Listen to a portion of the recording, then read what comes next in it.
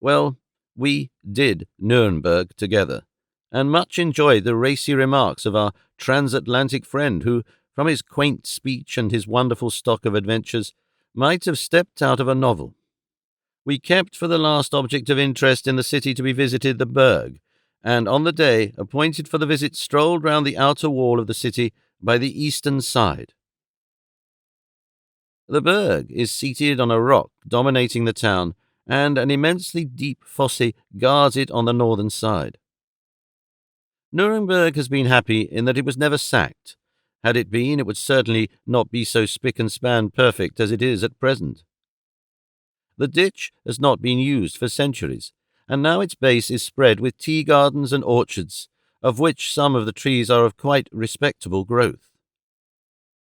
As we wandered round the wall, dawdling in the hot July sunshine, we often paused to admire the views spread before us, and in especial the great plain covered with towns and villages bounded with a blue line of hills, like a landscape of Claude Lorraine. From this we always turned with a new delight to the city itself, with its myriad of quaint old gables and acre-wide red roofs dotted with dormer windows, tier upon tier.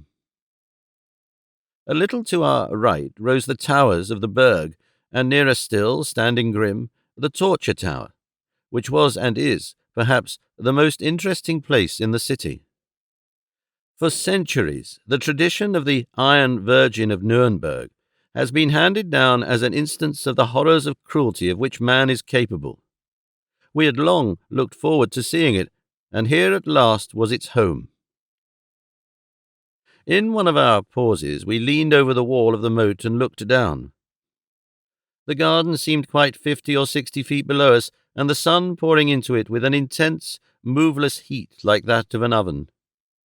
Beyond rose the grey, grim wall, seemingly of endless height, and losing itself right and left in the angles of bastion and counterscarp. Trees and bushes crowned the wall, and above again towered the lofty houses on whose massive beauty time has only set the hand of approval. The sun was hot, and we were lazy. Time was our own, and we lingered, leaning on the wall. Just below us was a pretty sight, a great black cat, lying stretched in the sun, whilst round her gambolled prettily a tiny black kitten. The mother would wave her tail for the kitten to play with, or would raise her feet and push away the little one as an encouragement to further play. They were just at the foot of the wall, and Elias P. Hutcheson, in order to help the play, stooped and took from the walk a moderate-sized pebble.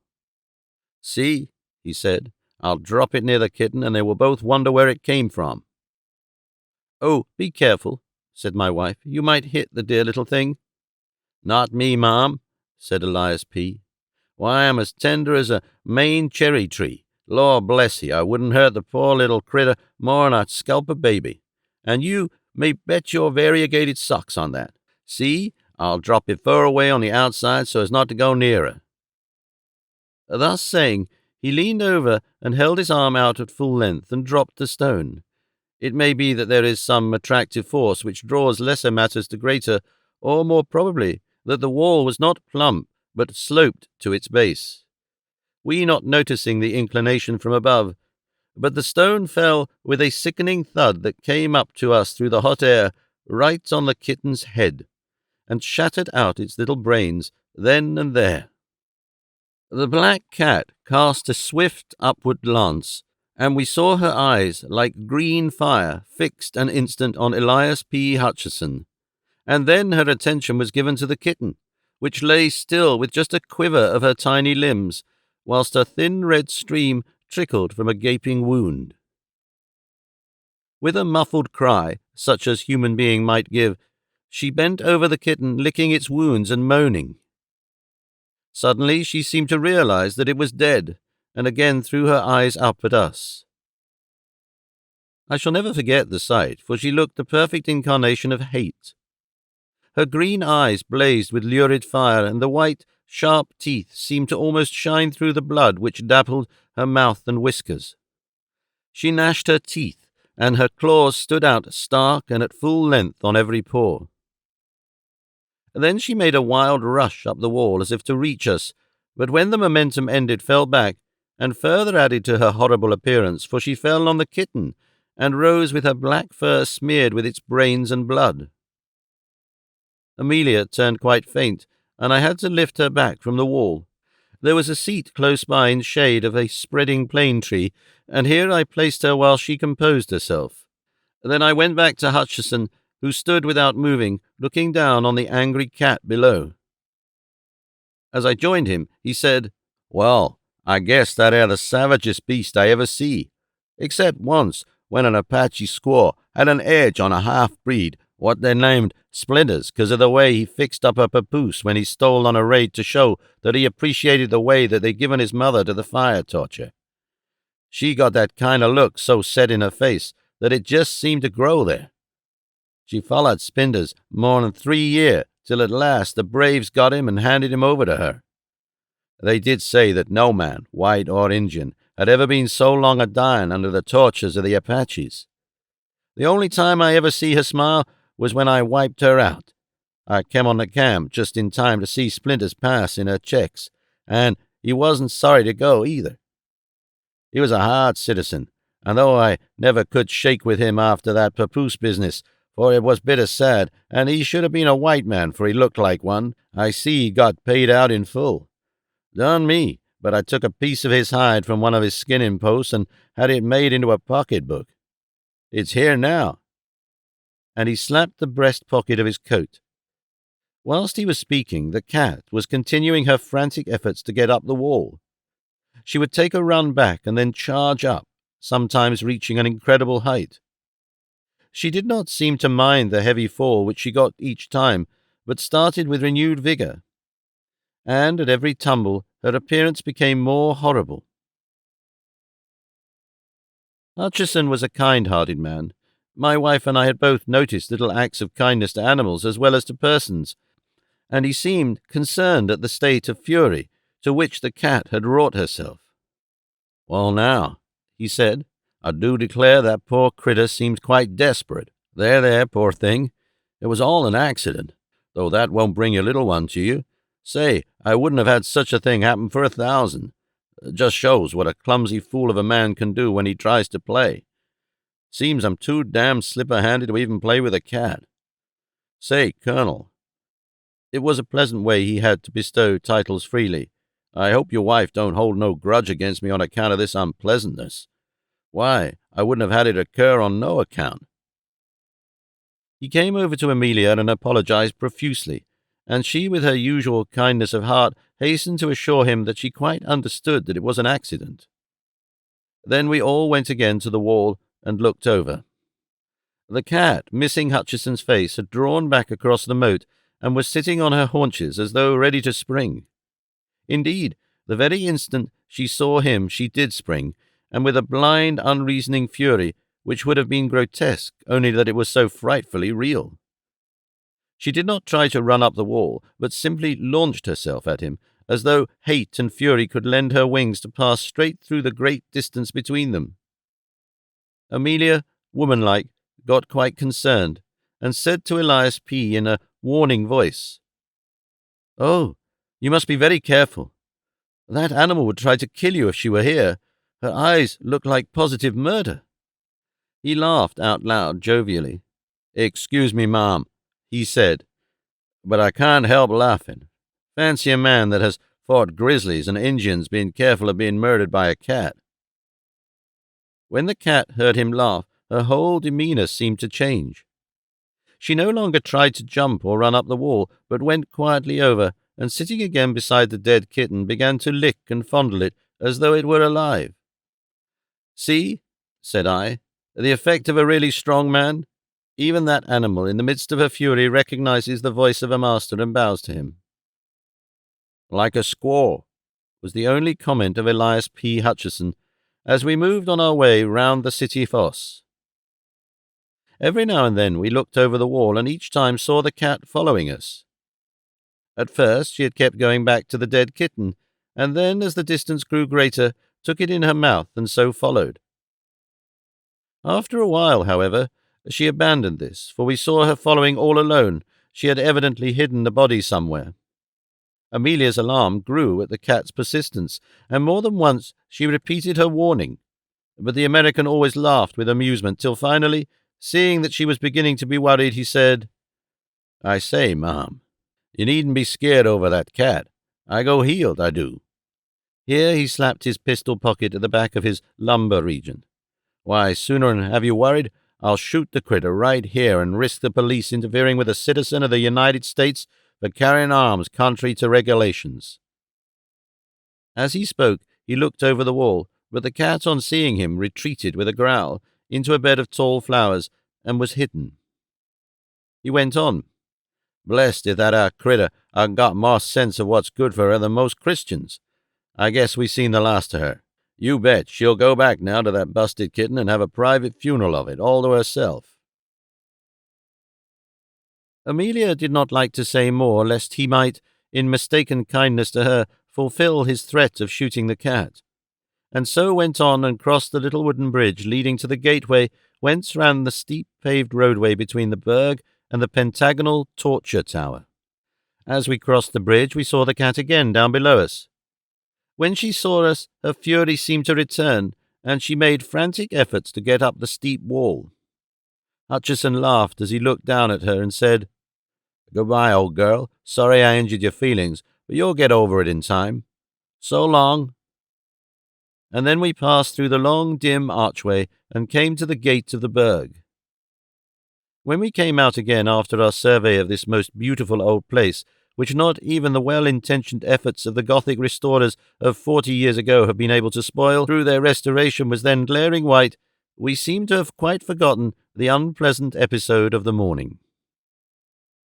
The old lime tree, with its great trunk gnarled with the passing of nearly 9 centuries, the deep well cut through the heart of the rock by those captives of old, and the lovely view from the city wall, whence we heard, spread over almost a quarter of an hour, the multitudinous chimes of the city, had all helped to wipe out from our minds the incident of the slain kitten. We were the only visitors who had entered the torture tower that morning, so at least, said the old custodian, as we had the place all to ourselves, were able to make a minute and more satisfactory survey than would have otherwise been possible. The custodian, looking to us as the sole source of his gains for the day, was willing to meet our wishes in any way. The torture tower is truly a grim place. Even now, when many thousands of visitors have sent a stream of life and the joy that follows life into the place. But at the time I mention it wore its grimmest and most gruesome aspect. The dust of ages seemed to have settled on it, and the darkness and the horror of its memories seemed to have become sentient in a way that would have satisfied the pantheistic souls of Philo or Spinoza. The lower chamber where we entered was seemingly, in its normal state, filled with incarnate darkness. Even the hot sunlight streaming in through the door seemed to be lost in the vast thickness of the walls, and only showed the masonry rough as when the builder's scaffolding had come down. But coated with dust and marked here and there with patches of dark stain, which, if walls could speak, could have given their own dread memories of fear and pain. We were glad to pass up the dusty wooden staircase, the custodian leaving the outer door open to light us somewhat on our way, for to our eyes the one long, wicked, evil-smelling candle stuck in a sconce on the wall gave an inadequate light. When we came up through the open trap in the corner of the chamber overhead, Amelia held on to me so tightly that I could actually feel her heart beat. I must say for my own part that I was not surprised at her fear, for this room was even more gruesome than that below. Here there was certainly more light, but only just sufficient to realize the horrible surroundings of the place. The builders of the tower had evidently intended that only they who should gain the top should have any of the joys of light and prospect. There, as we had noticed from below, were ranges of windows, albeit of medieval smallness, but elsewhere in the tower were only a very few narrow slits, such as were habitual in places of medieval defence. A few of these only lit the chamber, and these so high up in the wall that from no part could the sky be seen through the thickness of the walls. In racks, and leaning in disorder against the walls, were a number of headsmen's swords, great double-headed weapons with broad blade and keen edge. Hard by were several blocks whereon the necks of the victims had lain, with here and there deep notches where the steel had bitten through the guard of flesh and shored into the wood. Round the chamber, placed in all sorts of irregular ways, were many implements of torture which made one's heart ache to see. Chairs full of spikes which gave instant and excruciating pain. Chairs and couches with dull knobs whose torture was seemingly less, but which, though slower, were equally efficacious. Racks, belts, boots, gloves, collars, all made for compressing at will steel baskets in which the head could be slowly crushed into a pulp if necessary. Watchmen's hooks with long handle and knife that cut at resistance. This is a speciality of the old Nuremberg police system, and many, many other devices for man's injury to man. Amelia grew quite pale with the horror of things, but fortunately did not faint, for being a little overcome, she sat down on a torture chair, but jumped up again with a shriek, all tendency to faint gone. We both pretended that it was the injury done to her dress by the dust of the chair, and the rusty spikes which had upset her, and Mr. Hutchinson acquiesced in accepting the explanation with a kind-hearted laugh. But the central object in the whole of this chamber of horrors was the engine known as the Iron Virgin, which stood near the centre of the room. It was a rudely shaped figure of a woman, something of the Bell order, or, to make a closer comparison, of the figure of Mrs. Noah in the Children's Ark, but without that slimness of waist and perfect rondeur of hip which marks the aesthetic type of the Noah family. One would hardly have recognized it as intended for a human figure at all, had not the founder shaped on the forehead a rude semblance of a woman's face. This machine was coated with rust without and covered with dust. A rope was fastened to a ring in the front of the figure, about where the waist should have been, and was drawn through a pulley fastened on the wooden pillar which sustained the flooring above. The custodian pulling this rope showed that a section of the front was hinged like a door at one side. We then saw that the engine was of considerable thickness, leaving just room enough inside for a man to be placed. The door was of equal thickness and of great weight, for it took the custodian all his strength, aided though he was by the contrivance of the pulley, to open it. The weight was partly due to the fact that the door was of manifest purpose, hung so as to throw its weight downwards, so that it might shut of its own accord when the strain was released. The inside was honeycombed with rust. Nay more, the rust alone that comes through time would hardly have eaten so deep into the iron walls. The rust of the cruel stains was deep indeed. It was only, however, when we came to look at the inside of the door that the diabolical intention was manifest to the full. Here were several long spikes, square and massive, broad at the base and sharp at the points, placed in such a position that when the door should close, the upper ones would pierce the eyes of the victim, and the lower ones his heart and vitals. The sight was too much for poor Amelia, and this time she fainted dead off, and I had to carry her down the stairs and place her on a bench outside till she recovered. That she felt it to the quick was afterwards shown by the fact that my eldest son bears to this day a rude birthmark on his breast, which has, by family consent, been accepted as representing the Nuremberg Virgin. When we got back to the chamber, we found Hutchison still opposite the Iron Virgin. He had been evidently philosophizing, and now gave us the benefit of his thought in the shape of a sort of exordium. "Well, I guess I've been a-learning something here while Madam has been getting over her faint.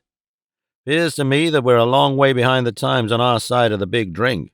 We used to think out on the plains that the Injun could give us points in trying to make a man uncomfortable, but I guess your old medieval law and order party could raise him every time. Splinters was pretty good in his bluff on the score, but this here young miss held a straight flush all high on him. The points of them spikes are sharp enough still, though even the edges are beaten out of what used to be on 'em. It'd be a good thing for our Indian section to get some specimens of this here play toy to send 'em round to the reservations just to knock the stuffing out of the bucks and the squaws, too, by showing 'em as how old civilization lays over them at their best. Yes, but I'll get in that box a minute, just to see how it feels." "Oh, no, no, no," said Amelia. "It's too terrible." "Guess, Mom, nothing's too terrible to the exploring mind. I've been in some queer places in my time.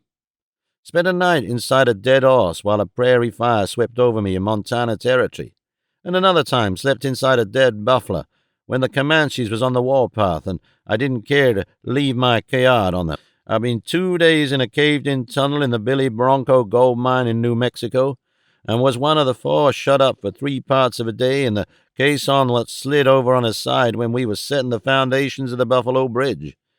I've not funked an odd experience yet, and I don't propose to begin now."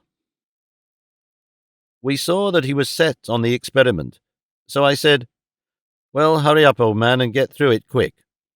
"All right, General," said he, "but I calculate we ain't quite ready yet. The gentlemen, my predecessors, what stood in that there canister, didn't volunteer for the office, not much, and I guess there was some ornamental tying up before the big stroke was made. I want to go into this thing fair and square, so I must get fixed up proper first. I dare say this old galoot can raise some string and tie me up according to sample." This was said interrogatively to the old custodian, but the latter, who understood the drift of his speech, though perhaps not appreciating it to the full niceties of dialect and imagery, shook his head. His protest was, however, only formal and made to be overcome. The American thrust a gold piece into his hand, saying, "Take it, pard. It's your part, and don't be scared. This ain't no necktie party that you're asked to assist in." He produced some thin, frayed rope and proceeded to bind our companion with sufficient strictness for the purpose. When the upper part of his body was bound, Hutchison said, "Hold on a moment, Judge. Guess I'm too heavy for you to tote into the canister. You just let me walk in, and then you can wash up regarding my legs." While speaking, he had backed himself into the opening, which was just enough to hold him. It was a close fit and no mistake. Amelia looked on with fear in her eyes, but she evidently did not like to say anything. Then the custodian completed his task by tying the American's feet together so that he was now absolutely helpless and fixed in his voluntary prison. He seemed to really enjoy it, and the incipient smile which was habitual to his face blossomed into actuality as he said, "Guess this here Eve was made out of the rib of a dwarf. There ain't much room for a full-grown citizen of the United States to hustle. We used to make our coffins more roomier in Idaho Territory. Now, Judge, you just begin to let this door down slow onto me. I want to feel the same pleasure as the other jays had when those spikes began to move toward their eyes." "Oh, no, no, no," broke in Amelia hysterically. "It's too terrible. I can't bear to see it. I can't. But the American was obdurate. "Say, Colonel," said he, "why not take Madame for a little promenade? I wouldn't hurt her feelings for the world, but now that I'm here, having come 8,000 miles, wouldn't it be too hard to give up the very experience I've been pining and a-panting for? A man can't get to feel like canned goods every time. Me and the judge here'll fix up this thing in no time, and then you'll all come back, and we'll all laugh together."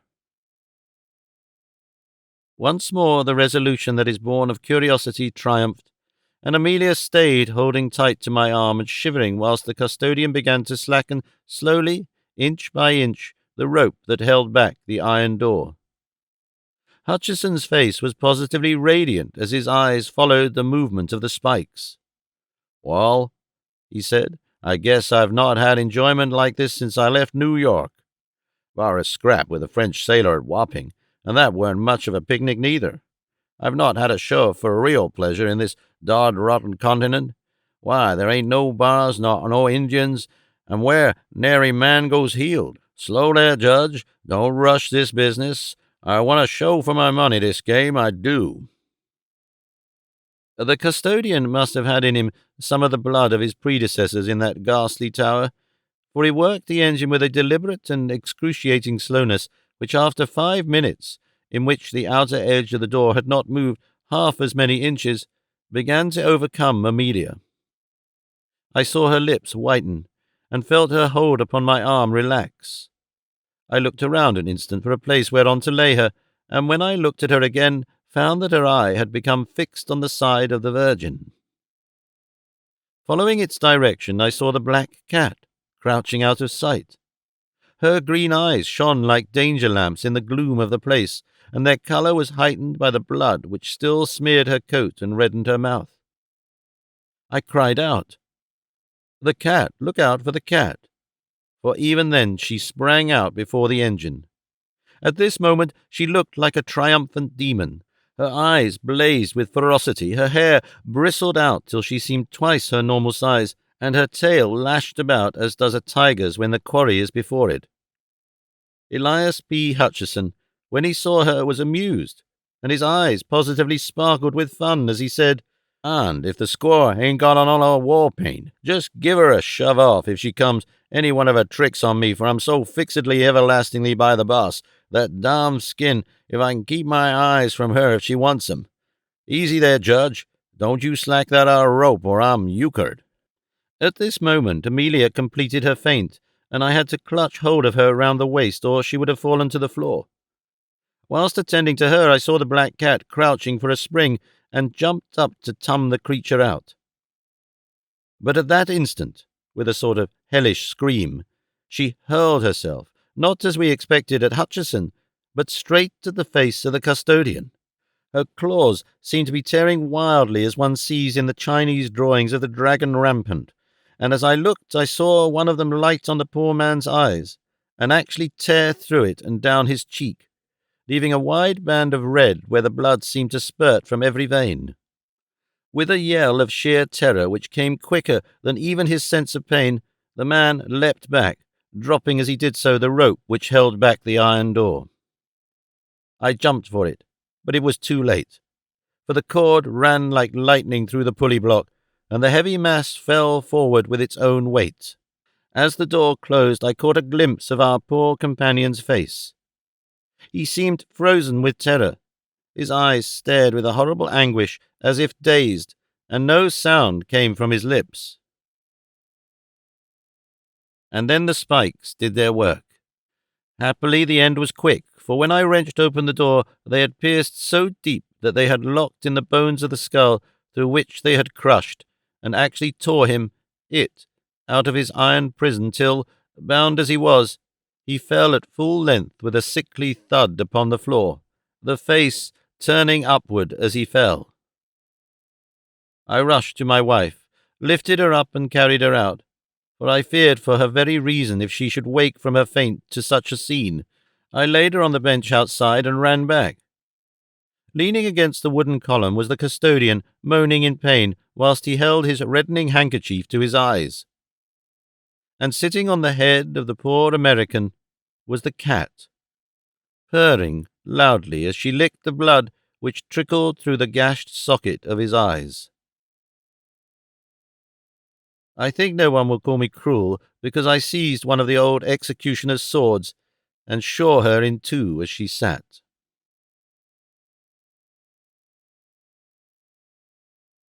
The Squaw by Bram Stoker. Narrated by Peter Silverleaf. Nuremberg, at the time, was not so much exploited as it has been since then. Irving had not been playing Faust, and the very name of the old town was hardly known to the great bulk of the travelling public. My wife and I, being in the second week of our honeymoon, naturally wanted someone else to join our party, so that when the cheery stranger, Elias P. Hutcheson, hailing from Isthmian City, Bleeding Gulch, Maple Tree County, Nebraska, turned up at the station at Frankfort and casually remarked that he was going to see the most all-fired old Methuselah of a town in Europe, and that he guessed that so much travelling alone was enough to send an intelligent, active citizen into the melancholy ward of a daft house.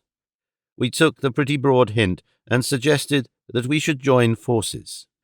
We found, on comparing notes afterwards, that we had each intended to speak with some diffidence or hesitation, so as not to appear too eager, such not being a good compliment to the success of our married life. But the effect was entirely marred by our both beginning to speak at the same instant, stopping simultaneously and then going on together again. Anyhow, no matter how, it was done, and Elias P. Hutcheson became one of our party. Straight away, Amelia and I found the pleasant benefit. Instead of quarrelling, as we had been doing, we found that the restraining influence of a third party was such that we now took every opportunity of spooning in odd corners.